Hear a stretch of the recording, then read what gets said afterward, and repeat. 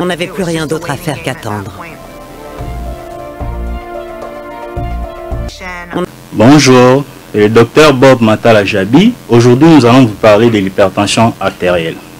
En fait, l'hypertension artérielle, c'est lorsque la pression mesurée est supérieure à 140 sur 90 mm de mercure. Et cette mesure, en principe, doit être confirmée lors de 3 consultations différentes et sur une période de 3 à 6 mois. Alors, il faudra noter que l'hypertension artérielle, dans 90% des cas, est essentielle. C'est une hypertension essentielle, c'est-à-dire la cause est idiopathique, la cause reste inconnue. Mais il y a certains facteurs de risque qui s'accumulent au fil des années et qui permettent la survenue de l'hypertension artérielle. Parmi ces facteurs, on a ce qu'on appelle les facteurs modifiables et les facteurs non modifiables. Les facteurs non modifiables, par exemple, l'âge. Lorsque vous avez déjà plus de 40 ans, vous êtes exposé à faire l'hypertension artérielle. Les sexes, les femmes sont un peu plus protégées par rapport aux hommes par des hormones. Ce qui fait que jusqu'à la ménopause, les femmes font difficilement l'hypertension artérielle. On a l'hérédité, on a aussi pour terminer la race noire qui est prédisposée à faire l'hypertension artérielle. Parmi les causes modifiables, on a l'apport excessif en sel. Par exemple, on a la prise excessive de l'alcool, la prise de la cigarette, on a le diabète sucré de type 2, la sédentarité et enfin on a le stress. Dans 10% des cas, c'est ce qu'on appelle l'hypertension artérielle secondaire. Là-dedans, on a plusieurs causes. Premièrement, on a les causes rénales, par exemple une insuffisance rénale chronique. On a des causes vasculaires, par exemple une coarctation de l'aorte. On a des causes endocriniennes, par exemple un syndrome de Crohn.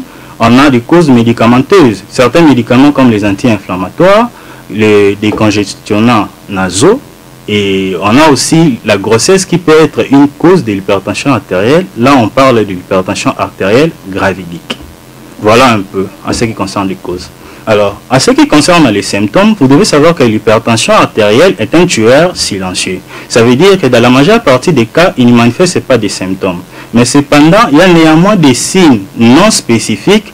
Lorsque vous remarquez ces signes, ça veut dire que votre tension est en train de grimper. Parmi ces signes, on a ce qu'on appelle les céphalées, qui sont simplement des maux de tête. En dehors des céphalées, on a des acouphènes, c'est-à-dire vous avez des bourdonnements d'oreilles. Au niveau de l'oreille, ça veut dire qu'il y a un problème. Les phosphènes, vous êtes en train de voir des points lumineux. Quand vous voyez les points lumineux, ça veut dire qu'il y a un problème avec votre tension. Vous avez par exemple des vertiges. Vous avez des palpitations, c'est-à-dire que vous sentez votre cœur battre.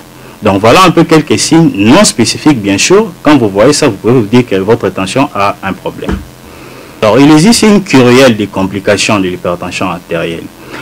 Ceux qui souffrent de l'hypertension artérielle, vous devez être très prudent. On a par exemple des complications neurologiques, une rétinopathie hypertensive. Ça veut dire tout simplement que l'hypertension peut détruire vos yeux et entraîner la perte de la vue. Vous voyez, donc la rétinopathie, disons, hypertensive. Vous avez ce qu'on appelle l'accident vasculaire cérébral, l'AVC, qui peut être hémorragique ou ischémique. Et les hypertendus doivent savoir que vous êtes 2 à 3 fois plus exposé à faire l'AVC. Donc vous devez faire très attention.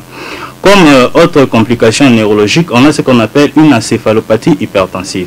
Mais on peut aussi avoir une maladie dégénérative, c'est-à-dire la perte de mémoire, la maladie qu'on appelle la maladie d'Alzheimer. Les complications cardiaques, on a par exemple une insuffisance cardiaque, parce que le cœur est en train de battre rapidement du fait qu'il y a une résistance à la périphérique, ça peut endommager votre cœur. Donc, vous pouvez avoir une insuffisance cardiaque. Au niveau du rein, vous pouvez avoir une insuffisance rénale au niveau du rein. Vous pouvez aussi avoir, du point de vue des complications vasculaires, par exemple, au niveau des complications vasculaires, vous pouvez avoir une anévrisme, c'est-à-dire une dilatation des artères, soit vous pouvez avoir une artériopathie des membres inférieurs, qui est une complication aussi.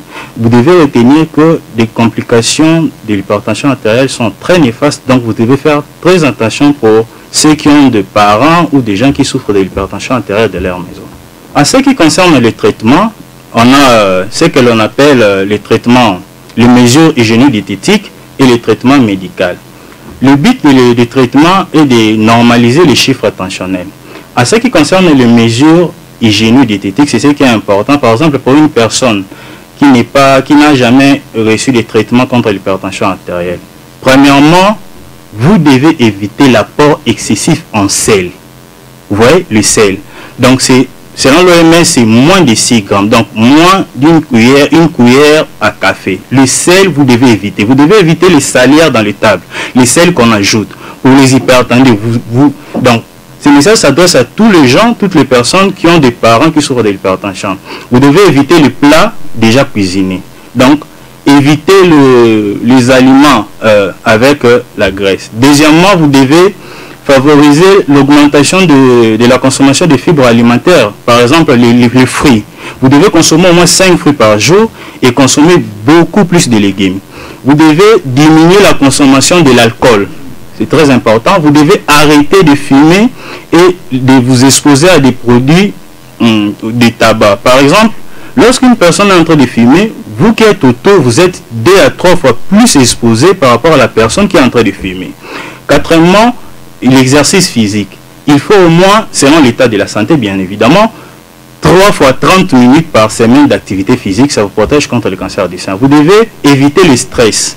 Donc vous devez bien gérer votre stress par des exercices physiques et une méditation par exemple. Voilà un peu les mesures hygiéno-diététiques. En ce qui concerne, lorsque ces mesures hygiéno-diététiques n'arrivent pas à diminuer la tension artérielle, c'est en ce moment-là que le traitement médical intervient. Alors, je vais juste citer les classes des médicaments. Il y a plusieurs classes d'antihypertenseurs, notamment les diurétiques, on a les inhibiteurs de l'enzyme de conversion, on a les inhibiteurs de l'angiotensin 2, on a les anticalciques et puis on a les antihypertenseurs à action centrale. Donc, voilà un peu ce qui concerne les traitements.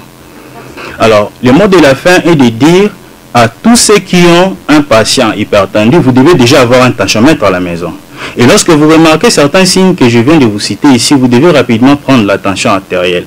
Et troisièmement, vous devez respecter votre traitement. C'est-à-dire que vous devez prendre régulièrement votre traitement, c'est très très important.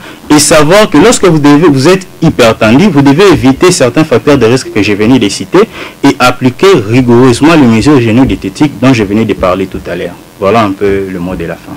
Merci beaucoup, docteur. Je vous en prie. Il n'y a plus rien d'autre à faire qu'attendre. On n'avait plus rien d'autre à faire qu'attendre.